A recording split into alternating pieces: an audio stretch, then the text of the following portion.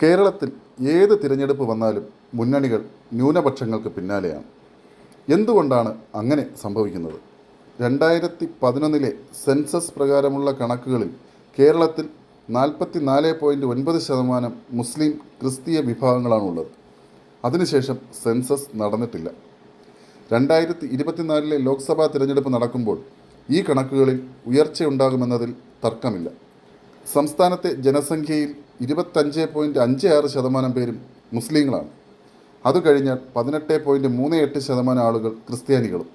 മലപ്പുറം 72.2, എറണാകുളം 53.7, ഇടുക്കി 50.8, വയനാട് 50, കോട്ടയം 49.9, കാസർഗോഡ് 43.9, കോഴിക്കോട് 43.5, പത്തനംതിട്ട 42.7, തൃശ്ശൂർ 41.3, കണ്ണൂർ 39.8, കൊല്ലം 35.3, പാലക്കാട് 33, തിരുവനന്തപുരം 32.8, ആലപ്പുഴ 31 എന്നിങ്ങനെയാണ് മറ്റു ജില്ലകളിലെ ന്യൂനപക്ഷ വിഭാഗക്കാരുടെ കണക്ക്.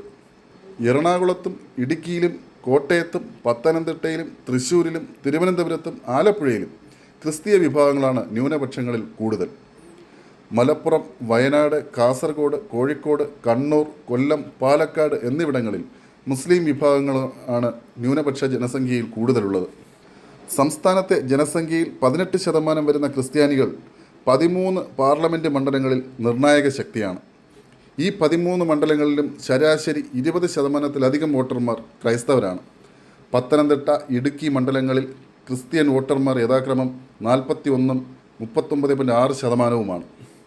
2019 പൊതു തിരഞ്ഞെടുപ്പിൽ ക്രിസ്തീയ വോട്ടുകളിൽ 75% UDFനാണ് ലഭിച്ചതെന്ന് centre for the study of developing societies post poll സർവേയിൽ കണ്ടെത്തിയിരുന്നു.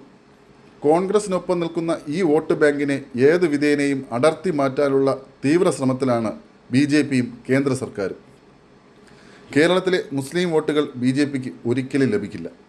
കോൺഗ്രസിനെ, UDFനെയും LDFനെയുമാണ് മുസ്ലിം വിഭാഗം പിന്തുണയ്ക്കുന്നത്. മാത്രമല്ല BJPയുടെ രാഷ്ട്രീയത്തോട് ശക്തമായ എതിർപ്പും എക്കാലത്തും മുസ്ലിങ്ങൾക്കുണ്ട്. അതിനാലാണ് കേരളത്തിലെ ക്രിസ്തീയ വോട്ട് ബാങ്കിൽ BJP കണ്ണുവയ്ക്കുന്നത്. ഇത്തവണ ലോക്സഭാ തിരഞ്ഞെടുപ്പിൽ BJP ശക്തമായ പോരാട്ടമാണ് നടത്തുന്നത്. ന്യൂനപക്ഷ വിഭാഗങ്ങളിൽ ക്രിസ്തീയ വോട്ടുകളിലാണ് അവരുടെ നോട്ടം. ഇതിനായി പ്രധാനമന്ത്രി നരേന്ദ്രമോദിയുമായി സഭാ മേലധ്യക്ഷന്മാരുടെ കൂടിക്കാഴ്ചയും സംഘടിപ്പിച്ചിരുന്നു.